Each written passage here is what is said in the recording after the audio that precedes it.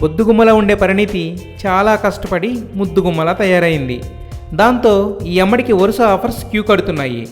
ఈమె confidence levels పెరగడంతో ఆఫర్స్తో పాటు సెట్స్లో ఈమె అల్లరి కూడా పెరిగింది. త్వరలో రిలీజ్ కాబోతున్న డిష్యూమ్ సినిమాలో జాన్ ఏమన్ అనే ఐటెం సాంగ్ చేసింది పరిణీతి.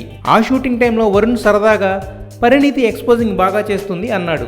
ఇక అది మొదలు నాకంటే నువ్వే ఎక్కువ ఎక్స్పోజింగ్ చేస్తున్నావని వరుణ్ షర్టుకి గుండీలు లేకపోవడంతో అతని షర్ట్ జరిపి జస్ట్ కెమెరాకి చూపించి చిన్నపిల్లల హవ్వా అంటూ అల్లరి చేసింది.